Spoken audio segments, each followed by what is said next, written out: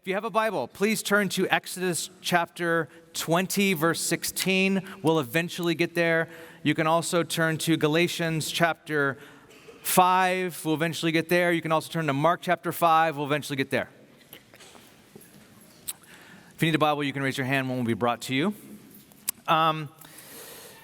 We're in a series on emotionally healthy relationships. And the thesis of this series is that emotional health and spiritual maturity are inseparable. It is not possible for a Christian to be spiritually mature while remaining emotionally immature. That is the thesis of this entire series. So with that, let's pray. Lord, I pray that you would give us the capacity to start digging and diving deeper into emotional health. I know for some of us, this brings up a lot of pain when we start digging. We don't know, we're scared of what we'll find, or maybe we know what we found because we buried it there 3 years ago or whatever, and we just don't want to dig it back up. We believe, Lord, in your resurrection, and because of your resurrection, we believe in our own resurrection. And so would you resurrect things that we have written off as dead or things that we wish remain dead? Would you bring them back to life? Would you revive us, Lord? We pray, Jesus, that you would break every single chain that binds us, even of our past. In the strong name of Jesus Christ, amen. In Dostoevsky's novel, The Brothers Karamazov, a wealthy woman goes to an old monk asking about God. She specifically asks how she can know that God exists. And the old monk says to her that there is really no explanation or argument that can be made to achieve this. The only thing you can do is the practice of active love. To which the woman responds, this wealthy woman responds, by confessing she often daydreams about giving up her life as a wealthy woman and living a life in devoted, loving service of others. She daydreams about, when she thinks about this, she imagines herself becoming a sister of mercy or living in holy poverty, serving the poor in the humblest ways. She daydreams about just giving her life, giving up all her wealth and giving her life to those in need. But then she says to this old monk, it crosses her mind how ungrateful some people are. And they would probably complain that the soup is not hot enough, or the bread is not fresh enough, or the bed that she made for them is too hard. And she confesses that she couldn't bear such ingratitude, and so her dreams about serving others vanish. And once again, she finds herself wondering if there is a God. And this is how the old wise monk responds to her. He says, "Love in practice is a harsh and dreadful thing compared to love in dreams." Jesus taught that the way you summarize every law and commandment in the Old Testament, everything, if you're scared of the Old Testament, the way that Jesus summarizes the law and the prophets of the Old Testament is saying it boils down to loving God and loving others.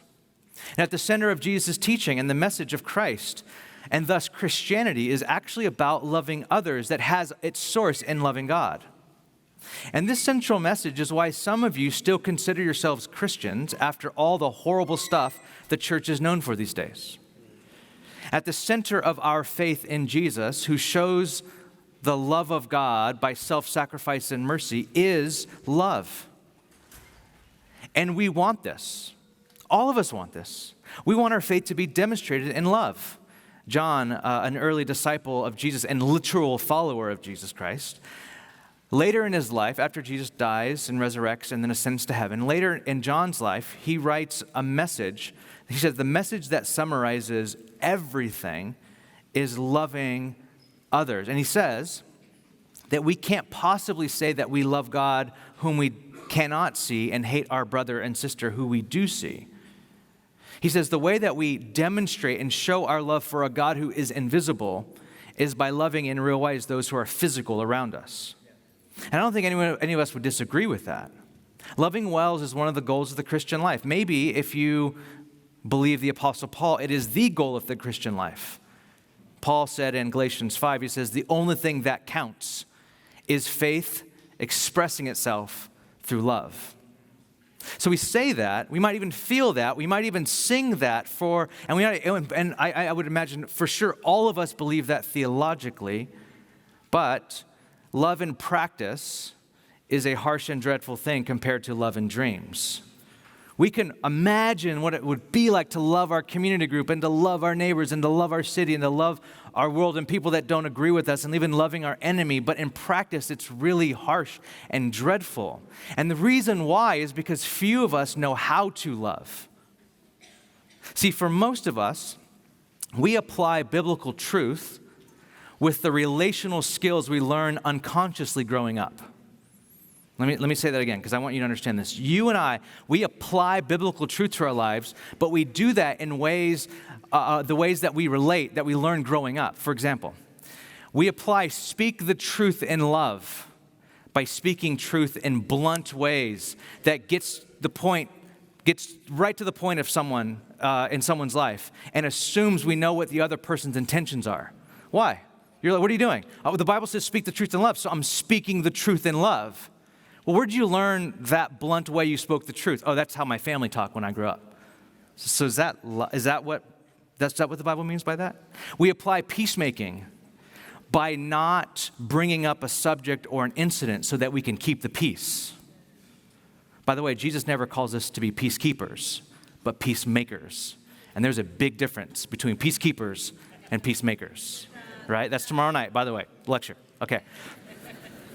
So this is how we keep the peace. We're like, oh, the Bible calls us to be peacemakers, so I don't really bring up that subject because I know that's gonna cause an argument, and I don't want to do that. How did you learn that that's what it meant to keep the peace or make peace? Well, how did you learn that? Oh, your family. Oh, that's how your family did it. Oh, I get that. We apply getting rid of all bitterness, rage, and envy by unfollowing people on Instagram and muting them on Twitter. Now, I know all of this because I've done all of this. And so the end result is an inability to live out our theology in relationships that looks anything like Jesus truly, or anything different than the culture around us. And so what we need are skills. We need practical skills to help us live out our Christian theology of loving others well. And these skills are what we will be building out in our series. Today I want to talk about two skills that I'll teach right now, and you'll practice in your community groups. And they are stop mind reading and clarify expectations. So stop assuming, stop jumping to conclusions, and clarify expectations. Both of these skills are to help us practice to live out our theology of loving others. If we say we want to love others, we need practical ways to do that. So first, stop mind reading. Okay, go ahead and play the video. Behind me is an old video. It might look like an old Atari game to some of you who are really old in this room. It's from 1944 study called An Experimental Experiment of Behavior by Fritz Heider and Maureen Semel. It was a landmark study where people were told to watch this short film and were asked what's happening in it. Now, if you're not watching this right now, if you're listening to this on some other place, it's a film that showed two triangles and a circle moving across a two-dimensional surface. The only other object on the screen was a stationary rectangle that was partially open on one side like a door. Now, when people were asked what was happening in this short film, of all the people in this study, only one test subject saw the scene for what it was: geometric shapes moving across a plane.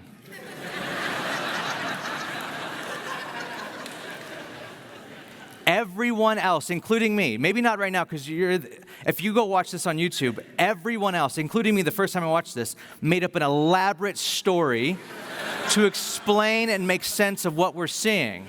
Like the big triangle is a bully trying to beat up the small triangle and take the circle home.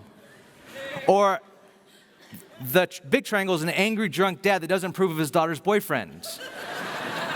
Or like they're all in prison and the big triangle is a guy named Big Bubba J and the circle is a prison guard who's escorting the new guy to his cell, or whatever it is.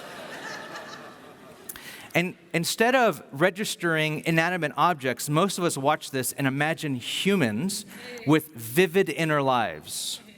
And the point of this is that we are storytelling people. We see the world in stories.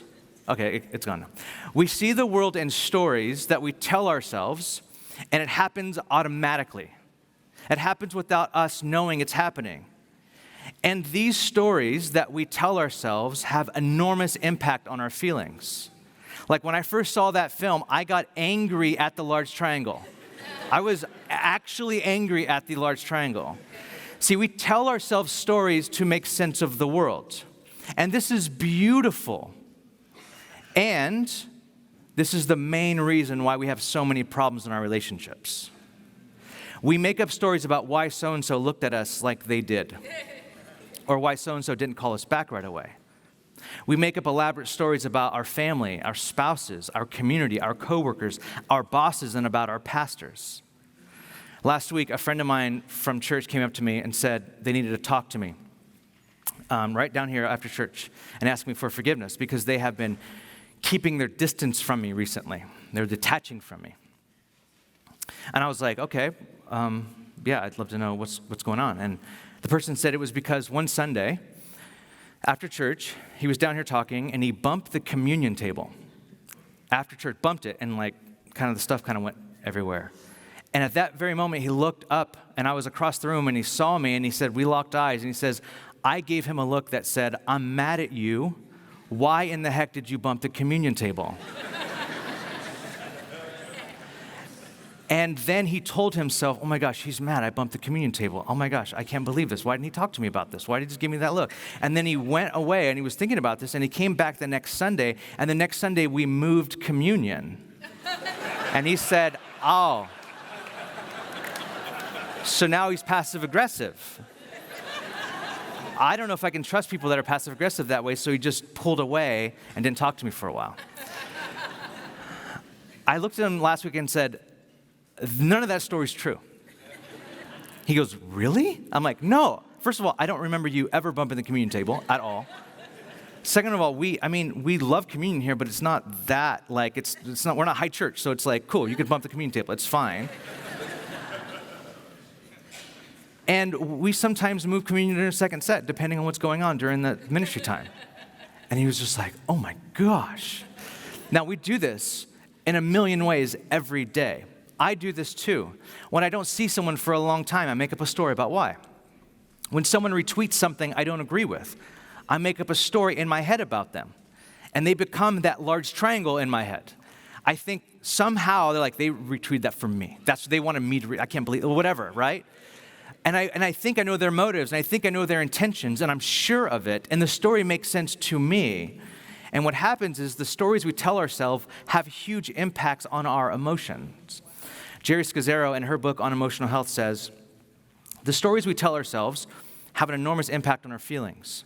Consider the difference of what goes on in your mind when a friend who agrees to meet you for dinner is 40 minutes late. How different are your feelings when you tell yourself, maybe he had an accident driving here, or this relationship is clearly more important to me than it is to him. Each interpretation generates a different feeling. Why? Because our feelings are closely related to the story we tell ourselves about the things going on around us. To quit faulty thinking and maintain good emotional and spiritual health, we must make an intentional decision to stop mind reading and to verify our assumptions by talking to people in person instead of in our heads. Proverbs, the book of wisdom in the Hebrew scriptures, has much to say about this very thing. Proverbs 18:2 says, fools find no pleasure in understanding, but delight in airing their own opinions. Proverbs 18:13 says, to answer before listening, that is folly and shame. Proverbs 18:15 says, the heart of the discerning acquires knowledge, for the ears of the wise seek it out. This is actually codified in the Hebraic law under the ninth commandment. Exodus 20:16, which I had you turn your Bibles to, says, you shall not give false testimony against your neighbor. Now, let me explain this for a second. When God was restructuring the former community of slaves that were coming out of the Exodus, and he was making them into a nation of kingdom and priests who would represent God to the world, He set into motion the way this community was to treat one another. This is codified in the 10 Commandments. And the 9th commandment realizes that viable human community depends on truth-telling.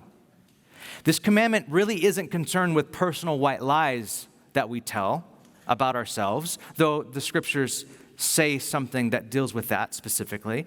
What the 9th commandment gets at is the public portrayal of reality. This commandment insists that when we give testimony about another person, we must resist every distortion of reality. We must speak the truth about them, lest we condemn an innocent person. See, the way the 10 Commandments work is that they forbid the most extreme form of any particular sin. Murder is the worst kind of hatred, adultery is the most destructive sexual sin, and so on. The 9th commandment forbids the deadliest lie, one that condemns an innocent person for a crime they didn't commit. Okay, so hear me out. When we jump to conclusions about other people that likely are not true, when we assume we know why someone did what they did and tell ourselves a story based on our opinions and our observations, we are risking believing and even telling a lie about that person that condemns them. It is bearing false witness. Peter and Jerry Scazzaro write in Emotionally Healthy Relationships workbook. They say, every time I make an assumption about someone without confirming it, I am at risk for believing a lie about this person. My assumption is just a breath away from misinterpreting reality. Because I have not checked out my assumption with the other person, it is very possible I am believing something untrue and effectively bearing false witness against my neighbor. I am especially prone to this temptation when the other person has hurt or disappointed me. That also makes it more likely I will pass on my false assumption to others. When we exchange reality for a mental creation, a hidden assumption, we enter a counterfeit world. At that point, we exclude God from our lives because God does not exist outside of reality and truth. We also wreck relationships by creating needless confusion and conflict. Assumptions in relationships, mind reading as they call it in emotionally healthy relationships, have the possibility of being as unjust in condemning an innocent person by your false testimony. It destroys lives. I can't tell you how at the root of every relational problem and blow up I've had in my life, and some of them have done serious damage to my life or in my life, had its root assumptions. Had at its root stories that we tell ourselves about other people. Assumptions that were not clarified, assumptions that were not talked about, assumptions that were not brought to me, or I brought them to someone else and say, this is what I'm assuming, and this is the story I'm telling myself. Is that true?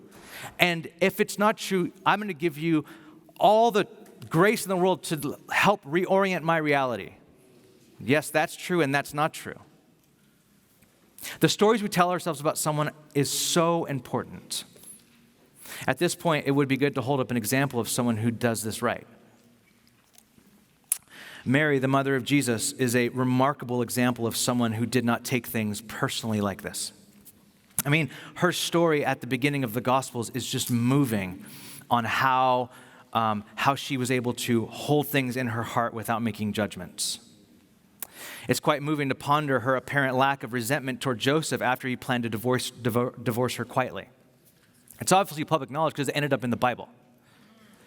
As far as we know, she had no nasty words for the innkeeper who wouldn't give her a room even though she was 9 months pregnant.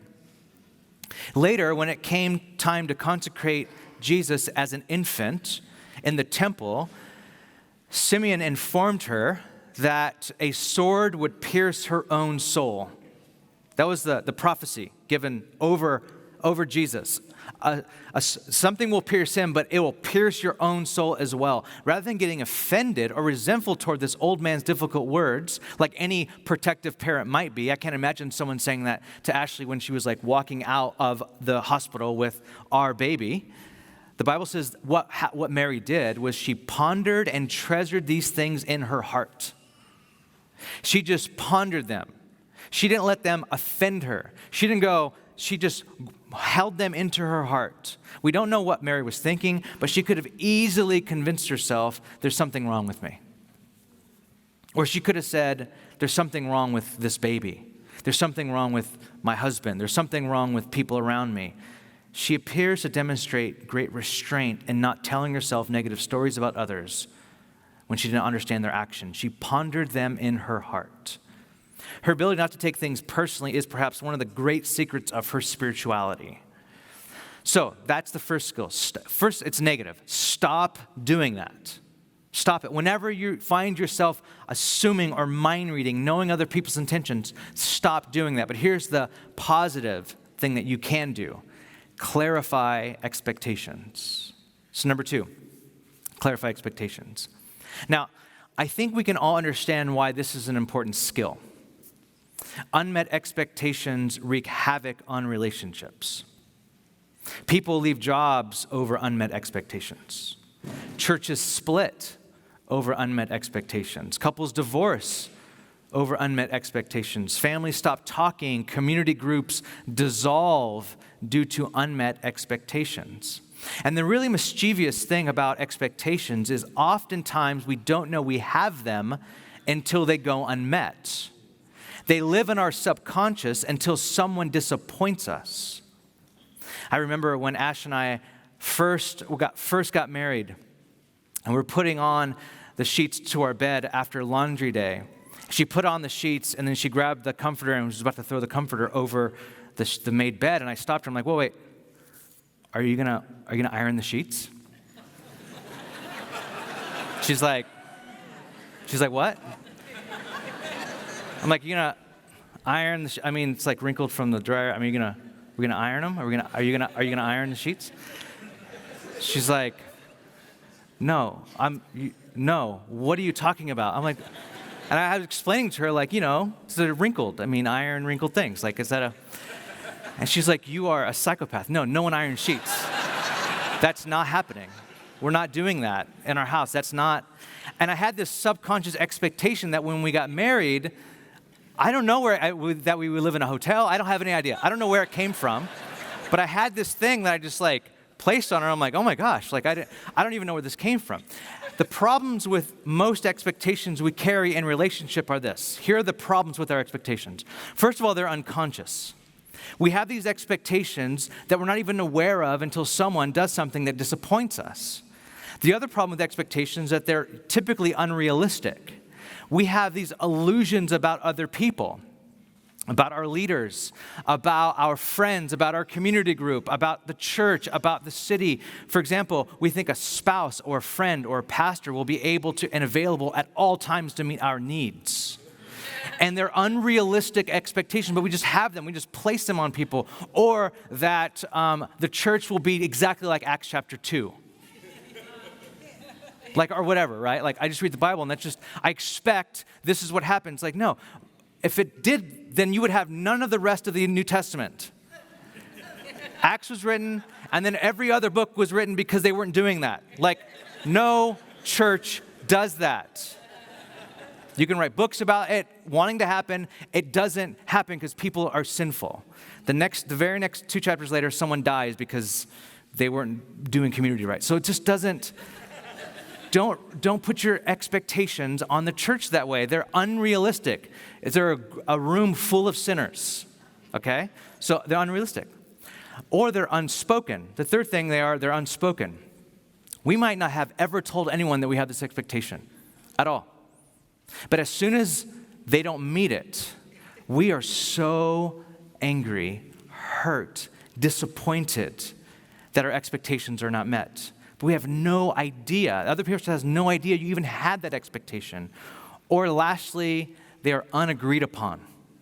You actually might have talked about it, but you might have talked about it in a text message or in a passing comment, you know what would be really cool? The other person's like, oh, that would be cool. And you're like, oh yeah, that was an expectation. They're going to do it now. No, they never agreed on it. They never said, I will do that. They said, yeah, that would be cool if you ironed the sheets. But that ain't going to happen or whatever, right? It's unagreed upon. We may have passive-aggressively set our expectations out loud, or even in writing, but never had an adult conversation where the other person agreed to the expectation. Expectations can only be valid expectations when they have been mutually agreed upon. Now, let's stop here for a second. Some of you guys are like, this sounds like a lot of work.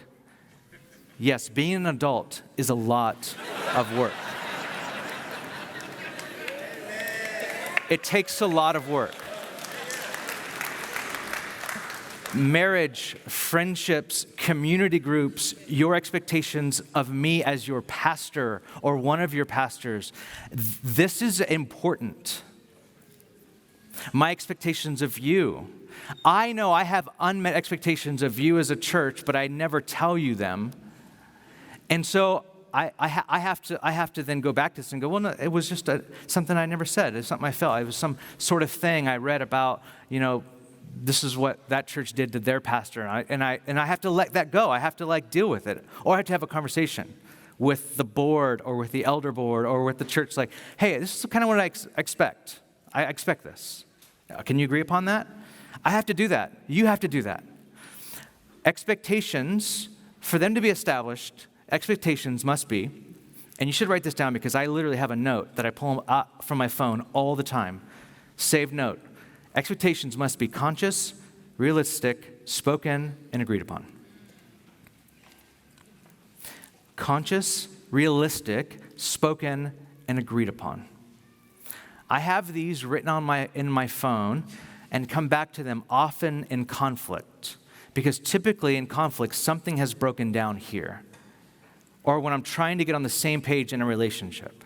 So first, I have to become aware of the expectation I have. Sometimes this takes work.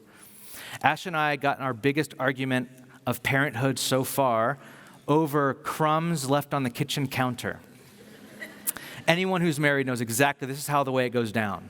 It's never something huge. It's always something small that has all this stuff underneath it. So it took us actually 3, 4, 5 days maybe to figure out what was the conscious expectation that we had underneath this stuff. Is it realistic? Ask yourself or the other person if your expectation is realistic. Is this something that you can do? Is it spoken? Can you speak this expectation clearly, directly, and respectfully to the other person? And can the other person agree upon it? And I would say this at the end, practice, practice, practice. This is not something, I know that the way that we absorb information is these days, just by listening to it and I heard it and it moved me and therefore I'm that thing now. And that's not how this works. You have to practice this. So think about, maybe in your community groups you're going to practice this, but you can even start thinking about today, where are you disappointed with someone else? And then do this practice. Have a conversation with them. Okay, so what about when an expectation goes unmet? This is where a clarifying conversation is needed. Let's say you had, say your community group, your CG, has movie night at your place every first Saturday of the month for the last 2 years. Every first Saturday, everyone in your community group shows up and is there for movie night. And then someone in the group gets married, and their new schedule they can't make it anymore because of that. And you say, but it was agreed upon. You should have worked this into your vows. You knew this was agreed upon. This is an agreed upon expectation. We all had it, and you're supposed to show up at my house what if that person says, I can't meet this expectation, I can't do it. Marriage, I can't do it. Then what happens for you then is that this expectation needs to move into a hope. You can no longer expect it. You can now hope for it and then grieve the loss of it. This is really important because we have expectations that they're agreed upon and things happen and change and the other person can't meet that anymore. Then you have to have a clarifying conversation. You're like, okay, I'm going to move this now from expectation into hope. I hope that you can make it some movie nights now, and I'm going to grieve the loss of having you there for movie nights. That's what needs to happen. But what if the other person says yes, they agree upon the expectation, but then it doesn't happen? Well, then this is where more conversation needs to take place. Maybe they felt like they couldn't say no to you. If they couldn't say no to you, then it's not a request, it's a demand. And so it's not an expectation, it was a demand, and you have to sort that out. Like, did you feel like you can say no to me? No, I actually didn't feel like I can say no to that. So I didn't know what to do with that. So I just said yes and then lied. I don't know. And so you have to explore that. Maybe you weren't clear enough. Or maybe you thought they could do it, but it ended up they couldn't do it. And this is where you explore what breaks down. This is where you have to have an adult conversation. Amen.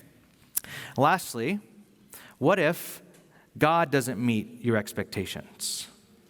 What happens when God doesn't meet your expectations? I'll say that all of us, want to know what God is doing, when God will do it, and what it will look like when God does it. The bottom line underneath that is we really do like control of God. We say, God, I'll do this for you and that for you, and I expect you to do this for me. I expect you to make me happy. I expect you to make me stable. I expect not too much suffering all at once, spread it out a little bit. That's what I expect. Now, here's the thing. God is faithful, and God is just, and God is loving, and all that is true. But the way the faithfulness and the justice and the love of God fleshes out in your life will probably not be the way you think it should be. Mark chapter 5, verse 21 through 43 tells a story, this interlaced story between a guy named Jairus and a woman that was bleeding for a very long time, menstrual bleeding for a very long time. And the story is an overlap because Jesus is moving through a crowd, and Jairus, who is one of the synagogue leaders, runs up to Jesus and says, my daughter just fell ill and is about to die. I need you to come over to my house and pray for her that she's made well. And Jesus agrees. He's like, okay. So they start walking over to his house. But at that very moment, this woman who was bleeding for 12 years, kind of when everyone's touching Jesus and this huge crowd's following, just reaches out and touches the hem of his garment.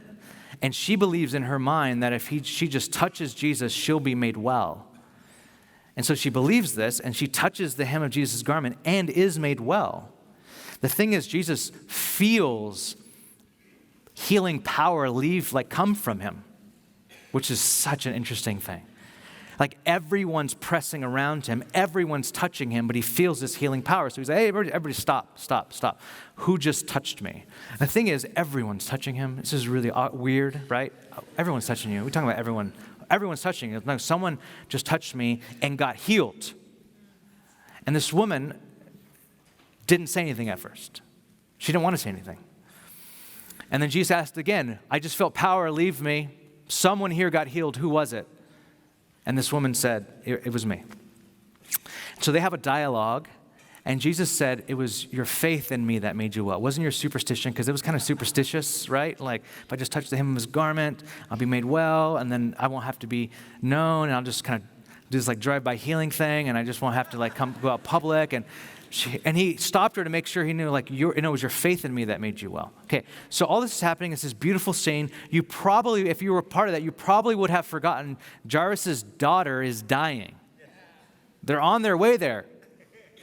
As soon as he's done healing the woman, one of Jairus' friends comes up and says, she died. She died. Don't bother the teacher any longer. She's dead. At that moment, I can't imagine what Jairus' face looked like. To have the healing potion there in Jesus, the medicine right there. And all we need to do is get you the medicine to her in this bandwidth of time. And then this flippin' lady tries to touch you and get healed. And why'd you have to stop to talk with her? She was healed. Just let her go. This woman needs healing. This daughter of mine, this baby girl of mine needs healing. And so Jesus looks at Jairus and says, don't doubt, but believe. Actually, the word in Greek is keep believing. You believed 30 minutes ago, keep believing. Yeah. So they walk over, and Jesus says to the little girl, Talitha kum, which means little girl, wake up. And Jesus raises her from the dead. Now, this story right here, you had two different people, Jairus and a woman, who had a plan. Here's my plan. The woman had a plan. I'm going to just swing by Jesus, touch the hem of his garment, peace out, get what I want, and leave without him knowing who I am. I don't really get to know his. He's not involved me in his life. I just want the healing, and I'm going to be gone. That was her plan. Jairus had a plan. Jesus, come over to my house and heal my daughter. Neither of them got what they planned. Neither of them did. What the woman got was like this reorientation from this superstitious faith into the person of Jesus. She had to go public with the fact of what was going on with her in her life and even in her physicality. She had to look Jesus in the face and realize it was Jesus who healed you. What Jairus got was not a healing, but a resurrection. He never signed up for a resurrection. He signed up for a healing, right? I need you to heal her. No, you're not getting a healing today. You're getting a resurrection. And the thing is that they both came to Jesus with expectations. This is what we do. We follow God and we have our plan. We follow Jesus and we have expectations. And Jesus, God, never meets our expectations. Sometimes, like in this case, he supersedes our expectations. Sometimes it takes a very long time to see how God meets our expectations.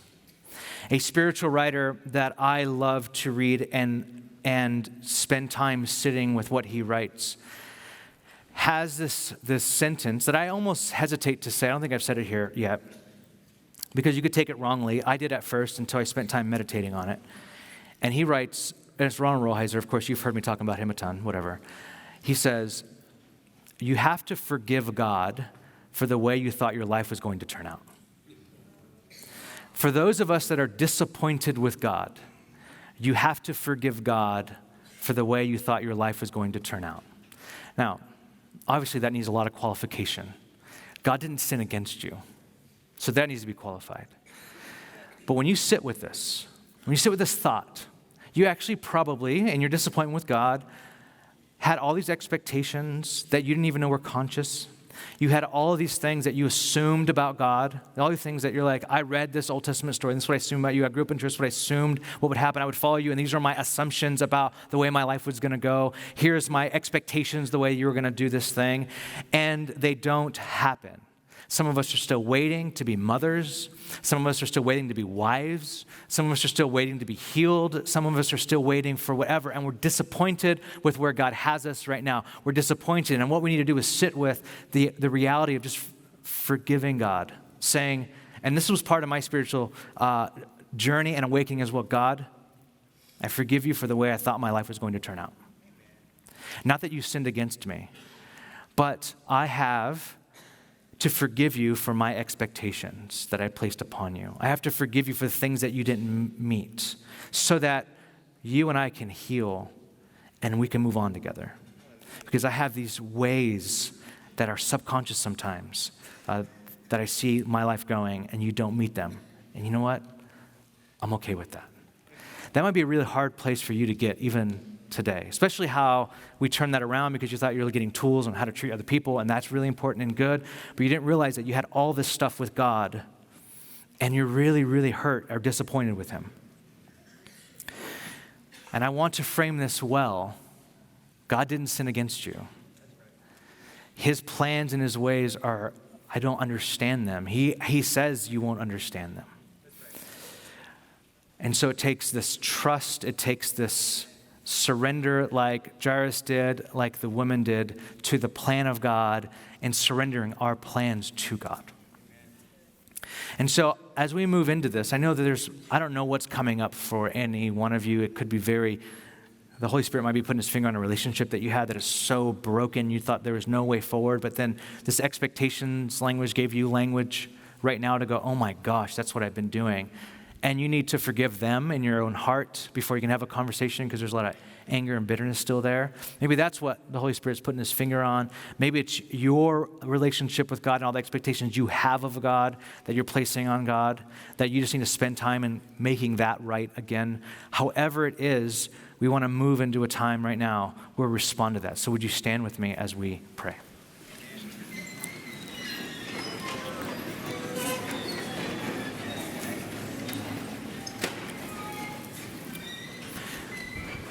Let's just, if we could, be just still before God for just a couple moments. If you would open your hands in a posture of receiving. In a posture of receiving. Let's just be silent for just a couple moments. Holy Spirit, come.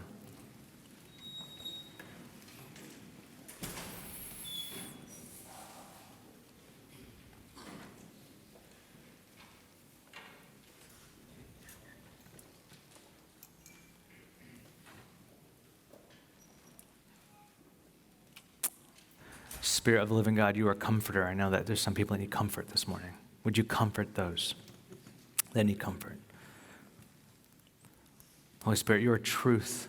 Some of us are believing lies today. Would you come in, divide the truth from the lie, and expel, destroy, aggressively just take down the lies? Holy Spirit, you're a light. There's some of us that are in a dark place. Would you illuminate today?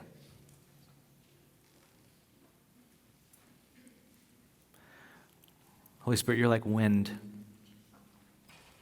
Some of us are really far from you. Where can we go from your Spirit? Reach us where we thought we were completely lost.